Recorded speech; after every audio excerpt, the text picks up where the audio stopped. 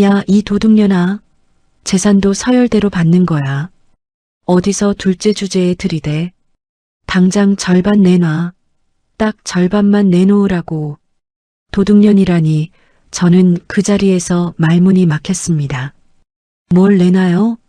그렇게 받고 싶으셨으면 처음부터 사람답게 사셨어야죠. 그 말이 채 끝나기도 전에 형님이 제 뺨을 때렸고 저는 그대로 바닥으로 나가 떨어졌습니다. 그 순간 안방에서 시아버지가 걸어 나오시더니 형님의 머리채를 잡아 바닥에 내동댕이 치셨어요. 어디서 감히 손찌검을 해? 이 배은망덕한 짐승 같은 것들아. 저는 왜 이런 일을 겪어야 했을까요? 그리고 시아버지는 왜 하필 둘째 며느리인 저에게 10억짜리 아파트를 주셨을까요? 지금부터 그 이야기를 들려드릴게요. 안녕하세요. 저는 든든하고 따뜻한 남편과 개구쟁이 두 아들과 함께 살아가고 있는 평범한 여성입니다. 그리고 지금 저는 꿈에도 생각지 못했던 선물을 받아 넓고 포근한 집에서 가족들과 하루하루를 감사하게 보내고 있어요. 이 집이 저희 손에 들어오기까지 저는 단 한 번도 무언가를 바라고 행동하지 않았습니다. 그저 사람으로서 당연히 해야 할 도리를 했을 뿐이었어요.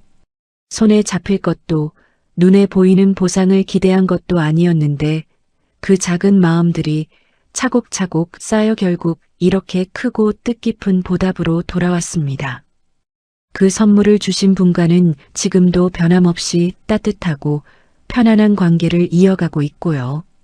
그런데 이 집이 저희에게 오기까지의 과정은 정말 쉽지 않았어요. 밤새 베개를 적시며 눈물을 삼켜야 했던 날도 있었고 아무것도 아닌 소소한 일상 속에서 가슴이 따뜻해지는 행복을 느꼈던 날도 있었습니다. 기쁨과 슬픔, 억울함과 감사함이 뒤섞인 참 복잡한 나날들이었어요.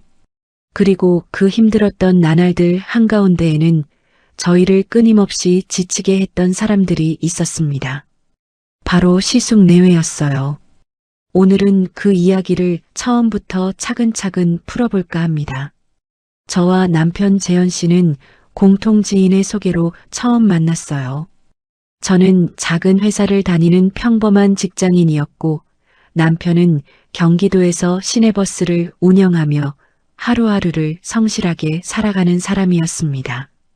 첫 만남에서 남편은 말수가 많지 않았어요. 하지만 말보다 행동이 앞서는 사람이었고 어떤 상황에서도 흔들림이 없는 차분함이 있었습니다. 옆에 있으면 왠지 모르게 마음이 안정되는 그런 사람이었어요. 거창한 언변이나 화려함은 없었지만 그 묵직한 듬직함이 저는 참 좋았습니다. 그래서 자연스럽게 연애를 시작하게 되었고 그 감정이 쌓이고 쌓여 결혼까지 이어졌어요.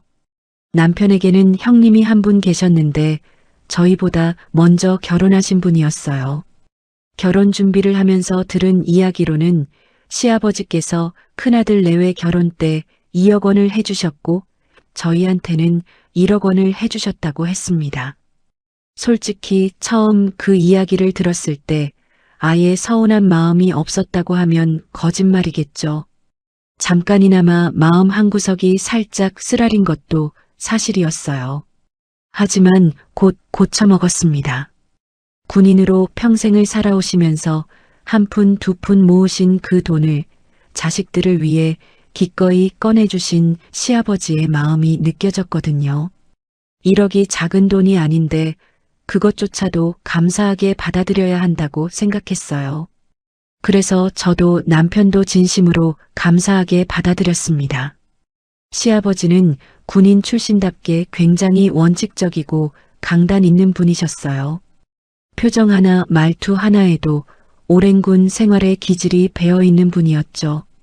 무엇보다 자식들이 스스로 문제를 해결하고 자립할 수 있는 사람이 되기를 바라셨기 때문에 어떤 상황에서도 쉽게 손을 내밀어 주지 않으셨습니다.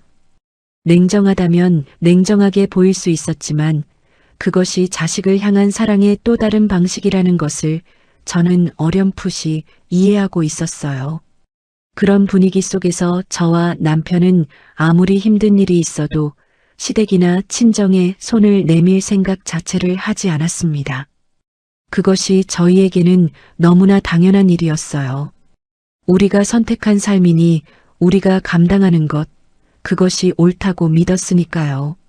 그런데 아주버님은 달랐습니다. 아주버님은 갈비집을 크게 운영하는 자영업자였고, 형님은 부동산 중개사무소에서 직원으로 일하고 있었어요. 한동안 그런 대로 굴러가던 아주버님의 가게는 어느 순간부터 서서히 기울기 시작했습니다. 나중에 남편이나 시부모님께 들은 이야기로는 아주버님이 사업 규모에 비해 경영 능력이 많이 부족했고 음식 맛 자체도 경쟁력이 없었는데 그것을 직시하지 못하고 오히려 가게를 더 크게 키우는 쪽으로 욕심을 부린 것이 화근이었다고 했어요. 문제를 직면하고 수정하는 대신 규모를 늘리면 매출이 오르겠지 하는 막연한 기대감으로 밀어붙인 거죠. 몇 번의 위기가 찾아올 때마다 아주버님은 개인 빚까지 지면서 가게를 억지로 유지하려 했지만 그게 임시방편에 불과했다는 것을 결국 시간이 증명했습니다. 한계에 부딪히는 데는 그리 오랜 시간이 걸리지 않았어요. 그때부터 아주버님은 시댁에 손을 벌리기 시작했습니다. 아버지, 이번에 딱 7천만 원만 도와주시면 저 정말 자신 있어요. 그것만 해주시면 다시는 아무것도 안 바랄게요. 솔직히 사업 시작할 때 도와주신 것도 없고 중간에 힘들 때도 한 번도 손 내밀어 주신 적 없잖아요. 자식이 이렇게까지 고군분투하는데 이번 한 번만 좀 도와주세요. 제발이요. 목소리엔 절박함이 가득했지만 시아버지는 눈 하나 깜짝하지 않으셨어요. 안 돼. 내가 몇 번이나 말했잖냐. 가게 규모를 키운다고 장사가 되는 게 아니야. 내가 직접 먹어봐도 잡내나고 퍽퍽해서 못 먹겠는데 생판 모르는 손님들이 먹겠냐? 사업 타령 그만하고 제대로 된 직장을 알아보든지 아니면 가게를 줄이고 맛부터 제대로 잡아. 손부터 벌릴 생각하지 말고. 아버지 진짜 너무하세요. 자식이 이렇게 힘든데 어쩌면 그렇게 나 몰라라 하세요? 안쓰럽지도 않으세요? 이게 다 너를 위해서 그러는 거야. 결혼할 때 2억 해줬고 대학교까지 내 돈으로 다니게 해줬으면 그 다음은 네가 알아서 해야지. 언제까지 부모한테 손 벌릴 거냐? 너도 이제 가장이야, 이놈아. 제발 좀 철 들어라. 이런 풍경이 명절마다 가족 모임마다 반복되었습니다. 아주버님은 번번이 시아버지께 퇴짜를 맞고 돌아가기를 반복했는데 정말이지 그 포기를 모르는 집착이 저를 지치게 만들었어요. 결국 아주버님은 방향을 바꿨습니다. 시아버지가 요지부동이라면 마음이 여린 시어머니를 공략하면 된다는 생각이었겠죠. 그리고 그 전략은 어느 정도 통하고 있었습니다. 시어머니가 시아버지 몰래 아주버님을 조금씩 도와주고 계셨다는 사실을 가족 중 아무도 몰랐거든요. 그것이 드러난 건 어느 명절 자리에서였어요. 온 가족이 모여 점심을 먹고 거실에서 느긋하게 쉬고 있었습니다. 시아버지는 안방에서 주무시고 계셨고 저희는 과일을 먹으며 TV를 보고 있었어요. 그때 아주버님이 슬그머니 시어머니의 소매를 잡아 끌듯 주방 쪽으로 모시고 갔습니다. 처음엔 그냥 별일이겠거니 싶었어요. 무언가 먹을 것을 챙겨드리려는 건가, 그냥 별 생각 없이 TV 화면에 시선을 돌렸죠. 그런데 마침 소화가 안 된다며 매실차를 찾으시던 시아버지가 안방에서 나오셨어요. 제가 얼른 타드리려고 자리에서 일어나 시아버지와 함께 주방 쪽으로 향했는데 가까이 다가갈수록 안에서 들려오는 목소리가 점점 선명하게 귀에 꽂혔습니다. 아니, 이번엔 또 왜 그래? 지금까지 내가 얼마나 줬는데. 벌써 5천만 원이야, 5천만 원. 그 돈이 다 어쩌고 또 와서 이러는 거야. 이번엔 진짜 안 돼. 엄마, 진짜 마지막이에요. 이번에 딱 한 번만, 1,000만 원만요. 저 이번엔 레시피도 다 연구해 놨고 진짜 성공할 자신 있다니까요. 가게만 일단 살리고 나면 금방 일으킬 수 있어요. 제발이요. 안 된다고. 네 아버지 알면 나 진짜 혼나. 내가 쫓겨나는 꼴 보고 싶어서 그래. 저는 그 자리에서 굳어버렸습니다. 발이 떨어지지 않았어요. 옆에 서 계신 시아버지를 살며시 올려다보았는데 그분의 얼굴이 순식간에 굳어지는 것이 느껴졌습니다. 잠깐의 정적이 흘렀어요. 그 침묵이 어찌나 무겁고 아프게 느껴지던지 저는 숨을 쉬는 것조차 조심스러울 정도였습니다. 그동안 시어머니가 시아버지 몰래 노후 자금에서 무려 5,000만 원을 아주버님에게 건네왔다는 사실. 그 사실이 공기처럼 저와 시아버지 사이에 무겁게 내려앉았어요. 이윽고 시아버지께서 깊게, 아주 깊게 숨을 들이쉬더니 주방 문을 열고 들어가셨어요. 이게 다 무슨 소리야? 당신 그거 진짜야? 지금까지 내 돈을 첫째한테 몰래 해준 거야? 시어머니는 얼굴이 하얗게 질린 채 연신 미안하다는 말만 반복하셨어요. 그 눈빛에 당혹감과 죄책감이 가득했습니다. 시아버지의 목소리는 처음엔 낮고 굵었지만 곧 점점 높아지기 시작했어요. 야, 내가 감히 내 마누라한테 돈을 뜯어가? 내가 안 된다고 하면 안 되는 줄 알아야지. 어디서 감히 엄마한테 빌붙어? 당장 따라 나와. 사기죄로 고소시켜줄까? 그래야 정신 차릴래? 아버지, 사기라뇨. 진짜 말씀이 너무 심하시잖아요. 아버지가 돼가지고 이 정도도 못 해주십니까? 나는 안 된다. 네가 싼 똥은 네가 치워. 지금까지 키워주고 재워주고 결혼까지 시켜줬으면 다 한 거지. 그리고 당신 그 돈 어디서 꺼냈어? 바른 대로 말해. 시어머니는 한참 머뭇거리시다가 결국 고백하셨어요. 둘이 함께 모아온 노후 자금에서 꺼냈다고. 그 말이 떨어지는 순간 시아버지의 안색이 확 변했습니다. 분노인지 허탈함인지 아니면 그 둘이 뒤섞인 것인지 알 수 없는 감정이 그분의 얼굴 위로 스쳐 지나갔어요. 그리고는 곧바로 폭풍 같은 호통이 쏟아졌습니다. 그 돈이 어떤 돈인데? 한 번만 더 이런 일 있어봐. 내가 가만 안 둘 줄 알아. 그리고 너 가져간 돈 당장 돌려내. 안 갚으면 가게고 뭐고 내가 다 엎어버릴 줄 알아. 아주버님은 서운하다는 표정을 지우지 못한 채 형님과 아이들을 데리고 그냥 집을 나가버렸어요. 시어머니는 그날 또 한참 동안 시아버지께 혼인하셨고 그 이후로는 어떤 일이 있어도 아주버님에게 돈을 건네지 않으셨습니다. 그러나 시숙내외는 거기서 멈추지 않았어요. 특히 형님이 문제였습니다. 이 자리를 빌려 먼저 말씀드리고 싶은 것이 있어요. 세상에는 진심으로 열심히 일하시는 부동산 중개인분들이 정말 많으십니다. 저는 그분들을 욕하는 것이 절대 아니에요. 제가 말하는 형님은 그분들의 이름에 먹칠을 하는 대표적인 예외였을 뿐입니다. 형님은 법으로 정해진 중개 수수료를 훨씬 웃도는 금액을 챙기고 이리저리 돌려 부당하게 이익을 취하는 사람이었어요. 그런 형님이 아주버님이 시댁에서 돈 얘기를 꺼낼 때마다 옆에서 거들었고 술에 취하면 시아버지께 전화를 걸어 서운하다며 주정을 부리기도 했습니다. 그럴 때마다 시아버지를 달래드리는 건 늘 제 몫이었어요. 화가 잔뜩 나 계신 시아버지를 상대로 진정시켜 드리려고 얼마나 애를 먹었는지 모릅니다. 그나마 시아버지의 단호한 호통 이후 얼마간 잠잠한 시간이 찾아왔어요. 드디어 이 소란이 끝나나 싶었습니다.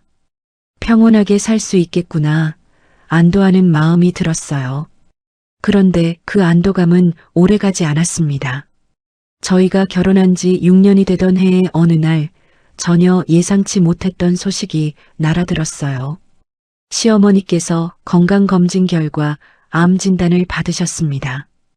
그 소식을 들었을 때 저는 한동안 멍하니 서 있었어요. 머릿속이 하얗게 비어버리는 느낌이었습니다. 가족 모두가 충격을 받았지만 그 중에서도 제일 힘들어하신 건 시아버지셨어요. 평생을 강하고 우직하게 어떤 상황에서도 흔들리지 않는 바위 같은 분이셨는데 아내의 암 선고 한마디에 그야말로 무너지시는 것이 눈에 보였습니다. 그 강인했던 분이 갑자기 그렇게 작아 보이는 것이 저는 그게 참 낯설고도 슬펐어요. 시아버지는 시어머니 곁을 지키는 데 온 힘을 쏟으셨고 그 과정에서 당신 자신을 완전히 방치하셨습니다. 살이 쭉쭉 빠지고 안색이 점점 어두워지는 것이 날이 갈수록 역력했어요. 그런 시아버지를 지켜보던 남편이 어느 날 저녁 조심스럽게 제 손을 잡으며 말했습니다. 여보, 요즘 우리 엄마보다 아버지가 더 걱정돼. 살이 너무 빠지고 예전 같지가 않으셔.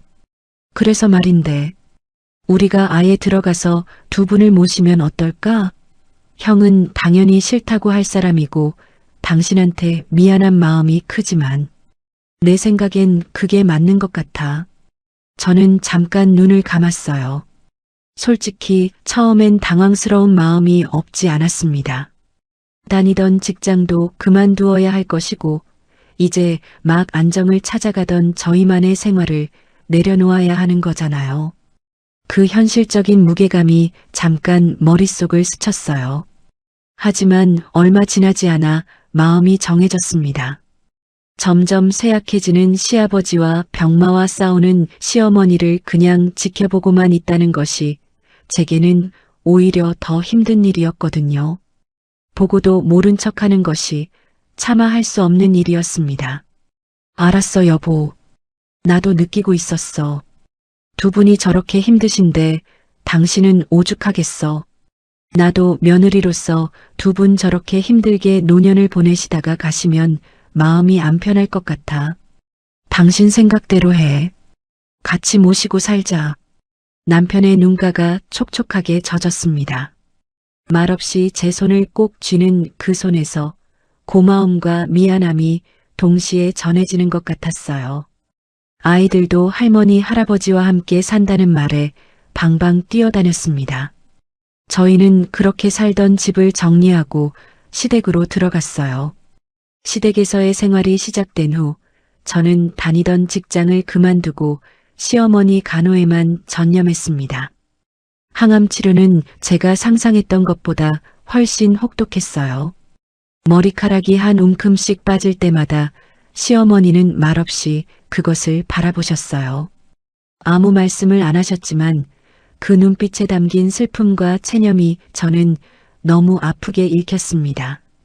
체력이 바닥을 치는 날이면 몸을 일으키는 것조차 힘들어 하셨고 그럴 때마다 시어머니는 저를 보며 한없이 미안해 하셨어요. 둘째야, 네가 나 때문에 이렇게 고생이 많다. 이렇게까지 안 해도 되는데. 나야 이제 다 늙어서 언제 가도 이상하지 않은 나이인데 네 소중한 시간을 이렇게 다 써버리는 것 같아서 너무 마음이 아프구나. 미안해. 그 말씀을 들을 때마다 저는 가슴이 먹먹해졌어요. 이분이 왜 미안하다고 하실까? 이렇게 힘드신 분이 왜 저를 걱정하실까? 그 마음이 오히려 저를 더 울컥하게 만들었습니다. 어머님, 별 말씀을 다 하세요. 제가 당연히 해야 할 일을 하는 것뿐인데요. 저는 하나도 힘들지 않아요. 그리고 그런 말씀 다시는 마세요. 건강하게 오래오래 사셔서 손주들 크는 거 다 보셔야 하잖아요. 그게 어머님이 하실 일이에요. 어느 날은 항암 치료로 머리카락이 다 빠진 시어머니가 답답하게 모자만 쓰고 계시는 걸 보다가 가발을 하나 사다 드렸어요. 크게 비싼 것은 아니었지만 어머니 얼굴형에 어울리는 걸로 조심스럽게 골랐습니다. 시어머니가 가발을 쓰시는 순간 얼굴에 생기가 돌면서 훨씬 건강해 보이셨어요. 시어머니도 거울을 보시며 수줍게 좋아하셨지만 무엇보다 시아버지의 눈빛이 달라졌습니다. 그분의 눈에 오랫동안 보지 못했던 따뜻한 빛이 돌아오는 것 같았어요. 아이고, 우리 마누라 예쁘네. 연애하던 시절이 딱 생각나네. 둘째야, 네가 어떻게 이런 생각을 다 했니? 참말로 고맙다, 고마워. 눈시울이 붉어지면서 말씀하시는 시아버지를 보면서 저는 그 자리에서 울음을 참느라 한참 애를 먹었습니다. 값비싼 선물도 대단한 무언가도 아니었는데 이 작은 가발 하나가 이 두 분에게 이렇게 큰 의미가 될 수 있다는 것이 마음 깊이 전해졌거든요. 가발을 사드리길 정말 잘했다는 생각이 들었습니다. 그런 소소하고 따뜻한 순간들이 제가 버텨낼 수 있었던 힘이었어요. 그런데 그 와중에도 시숙 내외는 달라진 것이 없었습니다. 시어머니가 항암 치료로 머리카락이 다 빠지고 기력이 쇠해지는 동안 시숙 내외는 병원에 한 번 모시고 간 적이 없었어요. 명절에 잠깐 얼굴을 비추거나 생신 때 전화 한 통으로 때우는 것이 전부였죠. 그것도 형님은 이런 식이었습니다. 어머니, 올해 생신 너무 축하드려요. 근데 저희가 좀 바빠서 이번엔 들르기가 힘들겠어요. 동서한테 맛있는 거 해달라고 하세요. 그 말을 전해 들을 때 저는 할 말을 잃었어요. 이미 낮아질 대로 낮아진 기대치였는데도 불구하고 그 기대마저 가뿐히 배신하는 그 무감각함에 그저 허탈한 웃음이 나왔습니다. 아주버님은 더 심했어요. 시어머니가 병원 침대에 누워 힘겨운 시간을 버티고 계실 때도 돈이 필요하면 어김없이 전화를 해왔습니다. 엄마, 500만 원 있어요? 이번엔 진짜 갚을게요.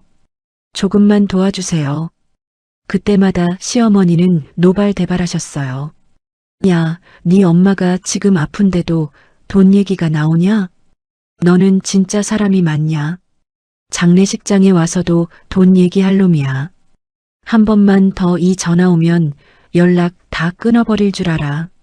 전화를 끊고 난 시어머니의 눈가에는 늘 눈물이 맺혀 있었습니다. 아들에 대한 분노와 그 아들을 그렇게 키운 것에 대한 자책이 뒤섞인 참 복잡하고 아픈 눈물이었어요. 그 눈물을 닦아드리면서 저는 마음속으로 뜨겁게 울었습니다. 이분이 아프신 것도 억울한데 이런 마음고생까지 해야 한다는 것이 너무나 안타까웠거든요. 결국 저는 마음을 단단히 먹고 형님에게 직접 말을 해야겠다고 생각했어요.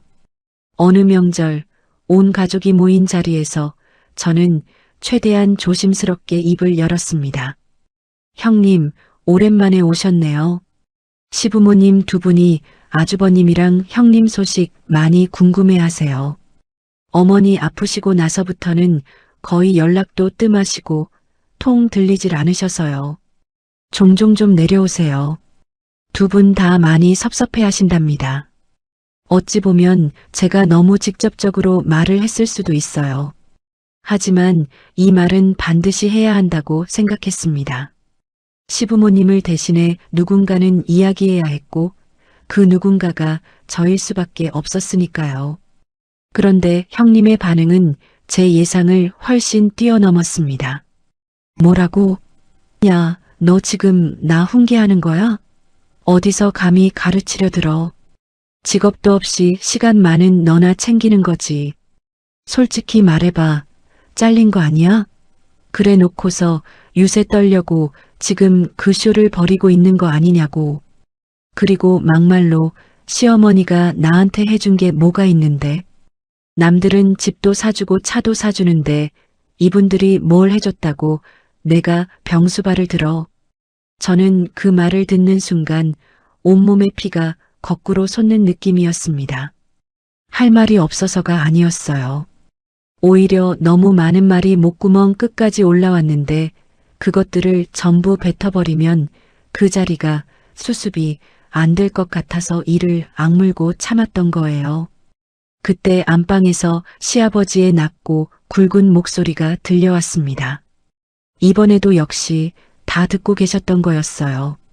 너 지금 말 다 했냐? 우리가 뭘 해줬냐고?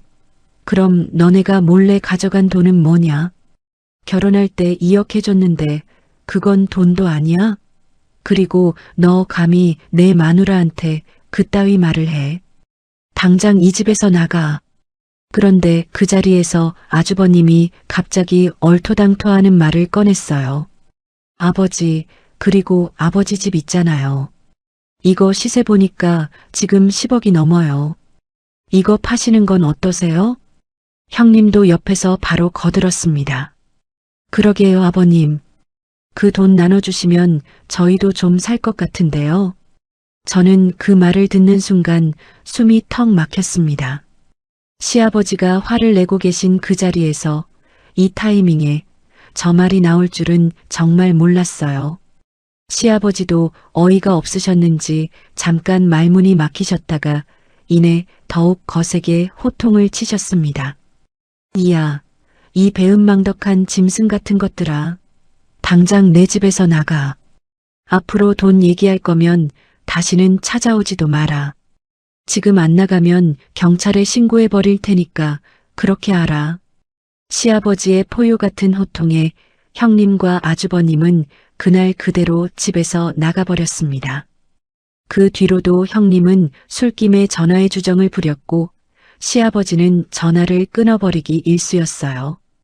그럴 때마다 달래드리는 건 역시 제 몫이었습니다. 그렇게 어느 정도 잠잠해지나 싶었던 때 저희에게는 더 큰 시련이 찾아왔습니다.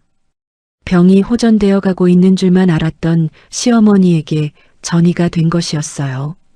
전이 이후 병세는 빠르게 악화되었고 시어머니는 전보다 훨씬 더 힘들어 하셨습니다. 아이고, 둘째야, 나 숨이 잘 안 쉬어진다. 너무 힘들어. 차라리 이렇게 사느니. 어머니, 그런 말씀하시면 안 돼요. 지금까지 이렇게 잘 싸워오셨잖아요. 포기하지 마세요. 아직 가시면 안 돼요. 그 말을 하면서 저는 눈물이 왈칵 쏟아지는 것을 참느라 입술을 꽉 깨물었습니다. 포기하지 말라는 말을 하면서도 점점 작아져가는 시어머니의 손을 잡은 제 손이 떨리고 있었어요. 결국 병원에서 최종 통보가 왔습니다. 안타깝게 됐지만 며칠을 못 넘기실 것 같습니다. 가족분들 마음의 준비를 하셔야 할 것 같습니다. 의사 선생님이 돌아서는 그 뒷모습을 바라보면서 저는 그 자리에서 한동안 아무것도 할 수가 없었어요. 시아버지는 그대로 주저앉아 버리셨고 남편은 병원 벽에 기대어 넋이 나간 채 서 있었습니다. 병원 복도가 그렇게 조용하게 느껴진 적이 없었어요. 저는 그 자리에서 가장 먼저 정신을 차리고 형님에게 전화를 걸었어요. 울먹이는 목소리로 간절하게 말했습니다. 형님, 어머니가 오래 못 버티신다고 해요. 이번만큼은 제발 내려오셔서 어머니 곁을 지켜주세요. 그런데 돌아온 대답은 이랬습니다. 내가 왜요? 3일이 걸릴지 한 달이 걸릴지 모르는데 그 기간 내 생계는 다 내팽개치고 있으라고요? 동서가 내 월급 책임질 거예요? 전화기 너머로 그 목소리가 들려오는 순간 저는 그 자리에서 힘이 쭉 빠졌습니다. 이 사람은 정말 어떤 말로도 안 되는 사람이구나. 그 체념이 온몸으로 퍼지는 것 같았어요. 그때 남편이 제 전화기를 확 낚아챘습니다. 형수 해도 너무하시네요. 지금 부모보다 그깟 돈이 더 중요해요? 우리 엄마가 언제 돌아가실지 모른다는데 그게 중요하세요? 됐습니다. 오지 마세요. 다시는 찾아오지도 마세요. 남편이 그렇게까지 화를 내는 모습은 결혼하고 처음 보는 것이었어요.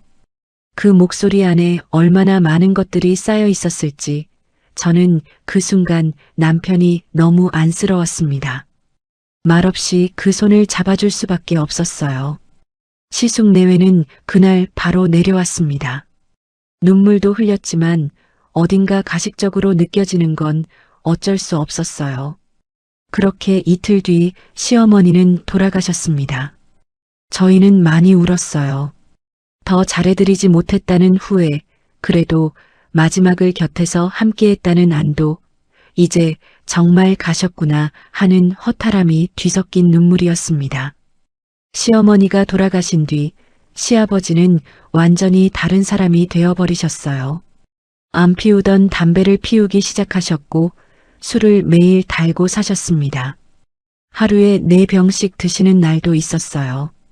그나마 제가 끓여드리는 죽이나 콩나물 해장국을 조금씩 드시는 게 전부였어요. 그 모습을 지켜보는 것이 너무 힘들어서 어느 날 저는 시아버지의 술병을 빼앗아 버렸습니다. 아버님, 언제까지 이러실 거예요?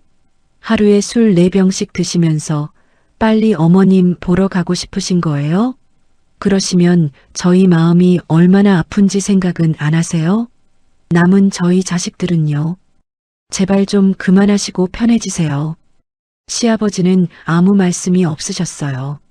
멍하니 허공을 바라보실 뿐이었습니다. 그 눈빛이 너무 텅 비어 있어서 저는 그 앞에서 무너지지 않으려고 어금니를 꽉 깨물었어요. 그렇게 고통스러운 5개월이 흘렀습니다. 그러던 어느 날 시아버지에게서 문자 한 통이 왔어요. 오늘 저녁 같이 먹자는 짧은 내용이었는데 저는 그 문자를 몇 번이나 다시 읽었습니다. 기쁨인지 안도인지 모를 감정이 가슴속에서 차오르는 것을 느꼈어요. 그날 저녁 시아버지는 직접 소고기를 사오셨어요. 그리고 오랜만에 환하게 웃으시면서 말씀하셨습니다. 얘들아, 그동안 마음고생 많았지. 이게 얼마만이냐? 이 소고기라도 먹으면서 오늘은 힘내자. 우리 며느리가 고생이 제일 많았어. 내 아들보다도 우리 며느리가 더 고생했다는 거 내가 잘 알아. 아버님, 저는 아버님이 이렇게 기운 차리신 것만 봐도 충분해요. 그걸로 다해요.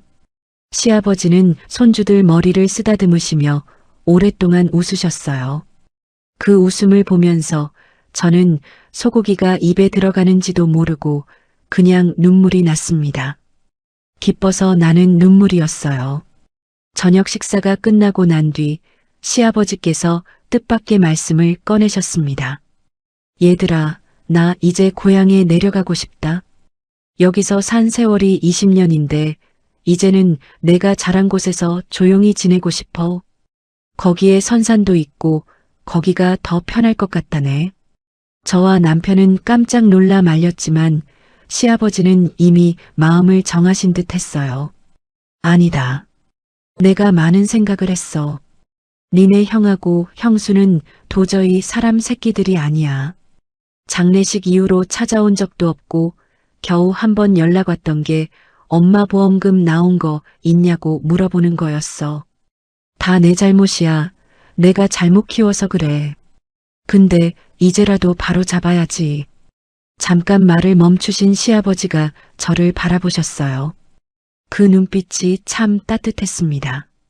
그래서 내가 내려가면서 우리 며느리한테 줄 선물이 하나 있다네. 선물이요? 그래, 거의 4년 가까이 우리랑 살면서 시어머니 병수발 드느라 힘들었지? 그래서 이 집을 너희 부부한테 증여해 줄 생각이야. 저는 그 자리에서 말문이 막혔습니다. 이 집이요? 시세가 10억이 넘는 이 아파트를요? 머릿속이 하얗게 비어버리는 것 같았어요. 남편도 완강하게 거절했습니다. 아버지, 형도 있는데 우리한테만 이러시면 어떡해요. 그냥 아버지 명의로 갖고 계세요. 저희는 괜찮아요. 아니다. 한번 정한 건 바꾸지 않는 게 내 방식이야. 이 집은 너희한테 준다. 그렇게 알고 있어. 시아버지의 말씀에 저는 그만 눈물이 쏟아졌습니다. 10억이 넘는 아파트를 우리한테 주신다는 것이 믿기지 않으면서도 그보다 더 가슴 아팠던 건 시아버지가 그 말씀을 하시는 눈빛이었어요. 오랫동안 외롭고 힘드셨을 그 세월이 그 눈빛 속에 다 담겨 있는 것 같았습니다. 저와 남편은 한참 동안 아무 말 없이 앉아 있었습니다. 10억, 그 숫자보다 그 안에 담긴 마음이 더 크게 느껴졌습니다. 시아버지는 속전속결로 증여 절차를 진행하셨어요. 고향으로 내려가시기 전 마지막으로 온 가족이 다 모이는 자리가 있었습니다. 시숙 내외까지 다 불러서 함께 식사를 하는 자리였어요. 그 자리에서 아주버님이 먼저 시아버지에게 물어왔습니다. 아버지, 이번에 고향 내려가시면 이 집은 어쩌기로 하셨어요? 시세 보니까 지금 10억이 넘던데 이거 파시는 건 어떠세요? 저는 그 말을 듣는 순간 숨이 멎는 것 같았어요. 이 자리에서 이 타이밍에 저 말이 나올 줄은 정말 몰랐습니다. 돈 냄새라면 귀신같이 맞는 그 감각에 오히려 소름이 돋을 정도였어요. 시아버지는 표정 하나 변하지 않으셨어요. 어쩌긴 뭘 어째. 이 집은 둘째네한테 이미 다 넘겨놨다. 관심도 갖지 마. 그 말이 떨어지자마자 형님과 아주버님의 얼굴이 동시에 굳었습니다. 그리고 순식간에 그 자리가 아수라장이 되었어요. 아버님, 저희는요? 장남이 이 사람인데 왜 둘째한테 10억짜리 집을 다 넘겨요? 노망 난 거예요? 형님은 막말을 내뱉더니 분이 안 풀렸는지 집안에 있는 물건들을 마구 집어던지기 시작했습니다. 리모컨, 소파 테이블 위의 물건들, 거실 여기저기에 있던 잡동사니들이 사방으로 날아다녔어요. 저희가 말리려고 해도 소용이 없었습니다. 형님, 그만하세요. 아버님도 계신 앞에서 이게 무슨 짓이에요? 야, 이 도둑년아. 재산도 서열대로 받는 거야. 어디서 둘째 주제에 들이대. 당장 절반 내놔. 딱 절반만 내놓으라고. 뭘 내놔요? 그렇게 받고 싶으셨으면 처음부터 사람답게 사셨어야죠. 그 말이 끝나기도 전에 형님이 제 뺨을 때렸습니다. 얼마나 세게 때렸는지 저는 그대로 바닥으로 나가 떨어졌고 뺨이 화끈거리면서 눈앞이 잠깐 하얘졌습니다. 바닥에 손을 짚고 정신을 가다듬는데 아파서가 아니라 너무 기가 막혀서 눈물이 차올랐어요. 그 순간 시아버지가 포효하듯 걸어 나오셔서 형님의 머리채를 잡아 바닥에 내동댕이 치셨습니다. 어디서 감히 손찌검을 해? 이 배은망덕한 짐승 같은 것들아. 니네 엄마 죽기 전까지 안부 한 번 한 적 있냐? 찾아와서 얼굴이라도 한 번 비춘 적 있어? 근데 둘째는 아니었어. 자진해서 우리 집에 들어와 그 힘든 병수발을 혼자 다 했다고. 그런 며느리한테 내가 10억짜리 집 하나 못 줘? 나는 이것보다 더한 것도 해줄 수 있어. 그러면서도 손 한 번 안 벌린 애들이야. 당장 꺼져. 다시는 여기 찾아오지도 마. 형님과 아주버님은 그대로 주랭랑을 쳤습니다. 시아버지의 그 목소리가 아직도 귀에 생생합니다. 분노만이 아니었어요. 그 안에는 오랜 시간 동안 쌓아온 서운함과 실망감, 그리고 자식들을 그렇게 키웠다는 자체까지 담겨 있었습니다. 그 복잡한 감정들이 한꺼번에 터져 나온 것 같았어요. 그래도 시숙 내외는 포기를 몰랐습니다. 그 이후로도 끈질기게 찾아와 졸라댔어요. 어느 날은 형님이 눈물까지 흘리며 찾아왔습니다. 동서, 내가 뺨 때린 거 진짜 너무 미안해. 인정해. 어머님 살아생전에 잘못한 것도 다 인정해. 근데 나도 사는 게 바빠서 그랬어. 내 뺨 10대도 더 때려도 되니까 제발 마음 풀릴 때까지 나 때리고 딱 1억만 줘. 10억 중에 딱 1억만. 저는 한숨을 한번 깊게 쉬고 천천히 말했어요. 형님, 이 아파트가 저희 명의로 되어 있다고 해도 저희는 아버님 살아계신 동안에는 이걸 저희 것이라고 생각하지 않아요. 10원짜리 하나도 바라지 마세요.